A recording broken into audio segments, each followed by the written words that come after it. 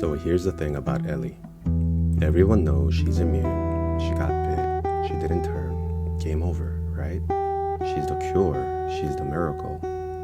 But if you played The Last of Us and really sat with it, you know it's not that simple. Because Ellie doesn't get infected the way other people do. There's no fungus taking over her brain. There's no twitching limbs, no spores in her lungs even though she breathes them in. But she still changes. She still becomes something else. And that's what I want to talk about. See, this game gives you these infected stages: runner, stalker, clicker, bloater, each one more twisted than the last. But what if that wasn't just about zombies? What if Ellie has her own version of those stages? What if trauma and grief and guilt mutated her in the same way? Like, what if the whole story is about someone who wasn't supposed to change, changing anyway? That's what this video is about.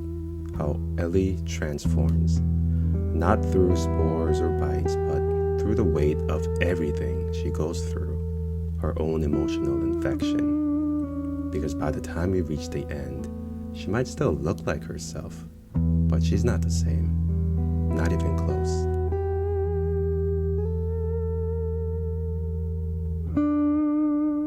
The first stage of infection is panic.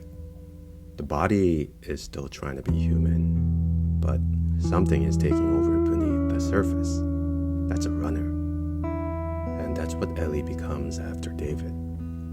Winter turns the world cold, but what happens to her, that turns something cold inside of her. She's doing everything she can to keep Joel alive. She's hunting, bartering, talking to strangers, with a knife always just out of view. And then David shows up, wearing kindness like camouflage. He's smiling too softly, speaking too kindly, and by the time his intentions come out, it's already too late. She's trapped. And when she finally gets the chance to fight back, she doesn't just kill him, she ends him. Not like a survivor, like someone trying to erase the fear. Joel finds her, he pulls her into his arms, and says the words she needed for months: baby girl. It's tender, maybe even redemptive, but trauma, it doesn't really care about timing. Because after that, Ellie isn't quite Ellie anymore. She stops talking as much.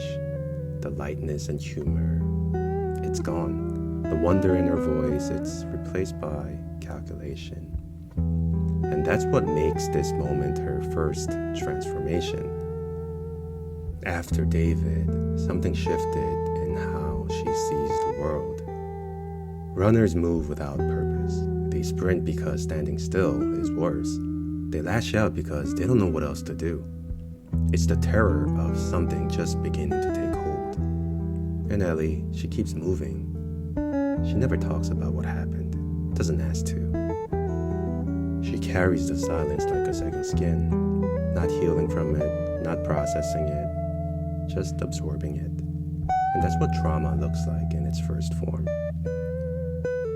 It's not a breakdown, it's not a scar, it's just a fracture that hasn't been named yet. The first stage of infection isn't about losing control, it's about losing trust in safety, in strangers, in the idea that anyone's going to save you the next time.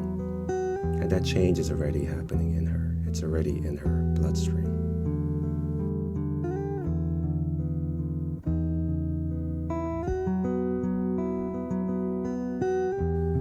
The second stage of infection, it's harder to spot. Stalkers don't charge at you. They hang back. They watch from the dark. You don't hear them until they're already close. And that's what grief starts to look like when it doesn't get air. This is Ellie after Joel lies to her. The Fireflies had a chance to create a cure. Ellie was the key, and he took that from her. She wakes up in the back of a car, dazed and scarred, confused. And Joel tells her that none of it mattered, that her immunity meant nothing, that the whole thing was a dead end. He says it like he's protecting her, but that's not what she feels. Not at all. Because something about that lie clings to her. It doesn't blow up right away, it just lives there. It's quiet, it weighs heavily, and it's waiting. In Jackson, she tries to find peace. She has friends now. She shares jokes, musics. She even has some moments with Joel that almost feels normal, but things are off. She snaps quicker. She keeps her distance. It's not dramatic, but it is steady. You can feel how badly she wants to trust Joel again, but that one crack in the foundation, it keeps spreading. That's how the second infection moves. It doesn't come at you from the front. It gets inside the walls and makes you second guess everything you thought was solid. Eventually, she finds out the truth. She walks through the Firefly Hospital. She sees the silence. She sees the ghosts of the choice she never got to make. And when Joel is cornered and finally tells her what really happened, she doesn't fight back. She doesn't scream. She just breaks down and something goes still behind her eyes. Stalkers don't howl like runners. They don't make a scene. They survive by pulling away, by becoming quiet and difficult to reach. And that's where Ellie ends up. This is the part where her pain stops asking to be seen. It just builds a home in her silence, and the infection, it keeps moving. It's deeper now, it's quieter, and it's not over.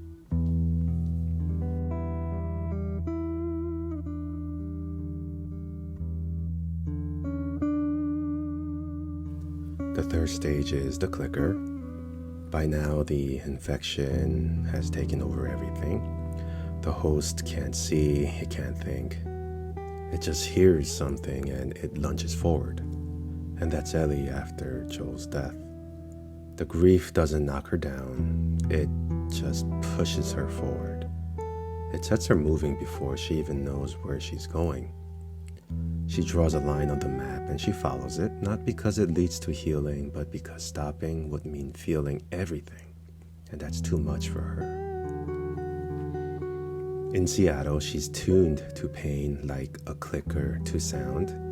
She hears a name, she hears a lie, she hears the noise of what was taken and she reacts. She doesn't see people, she sees them as obstacles. She doesn't weigh her choices, she just eliminates the threats. Every movement is sharp, and every takedown is personal. You feel it in the animation, in the way she growls, how long the camera holds after a kill. You hear enemies call each other by name before Ellie silences them. There's this moment, she kills Mel, only to find out she was pregnant. You see the shock on her face, but she keeps moving. Not because it didn't matter, but because slowing down might mean collapsing completely. The further she goes, the more reactive she becomes. She becomes less of the old Ellie, and now she's moving by instinct. Like a clicker, she's not chasing justice, she's following noise. The echo of what was taken from her.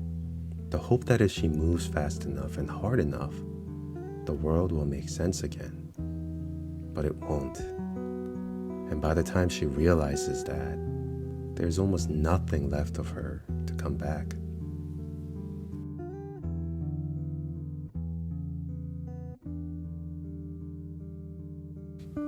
By the time we see Ellie in Santa Barbara, she is hardened to a point of no return. She just appears heavy. And that's what makes this part so tragic. Because this is the bloater stage, the body's done mutating. What's left is thick-skinned, hardened reflex, and a kind of feel that seems permanent. It's not the rage that makes bloaters dangerous, it's that nothing gets through anymore. And that's Ellie. She's armored up in every way that matters. She's not grieving out loud. She's not lashing out. She's just running the routine. Gun, blade, bag. Like muscle memory that was built from pain. She had peace once. She had Dina. She had a child. She lived in a quiet and beautiful farmhouse. And the second chance was waiting right there in the kitchen for her. But revenge doesn't leave you whole. It carves a shape into you, and when the reason for that shape disappears, you're still empty where it used to live. And at the farm, Ellie leaves because she doesn't know what else to do. She doesn't know what to do with the tenderness. She doesn't know how to receive it. And eventually she walks into Santa Barbara with barely a reason left. She's not there to save Joel. He's long gone. She's really not even there to punish Abby. She's just trying to end something that won't stop living inside of her. And then there it is. She spots Abby. Abby has been tortured and she's almost unrecognizable. And just like a bloater, she charges because that's what it does. She's there. Her fists are clenched. Her eyes are hollow. She doesn't know how to be anything else. But then something breaks through. There's a flicker of joy. And in that moment, she lets Abby go. She realizes there's nothing left in her to keep fighting. There's no real reason to kill Abby because she still feels the same. Back at the farmhouse, it all comes full circle. She enters the house. She sees that it's completely empty. Dina's gone. And when she finds the guitar, it's the last string that ties her to Joel. She's unable to play it because she has lost her fingers. And now she sits there in the farmhouse. It's quiet. But there isn't peace. There isn't closure. Everything just points to the thing she couldn't hold on to. And that's what the final stage really is. Although immune, she's become what she feared the most, being alone.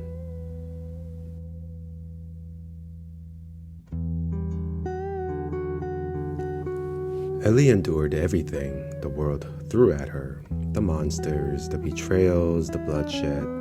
But in the end, what broke her was herself. The infected lose their minds, but Ellie lost her reasons, her sense of home, her music, her family.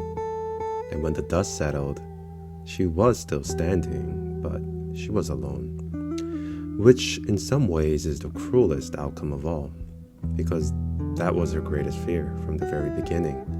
Back in the first game, she said it pretty plainly. I'm scared of ending up alone. Thank you for watching this video. This video essay was about Ellie, but maybe it's about all of us too. The things we carry, the things we lose, and the ones we fight to hold on to. If this story meant something to you, you're not alone.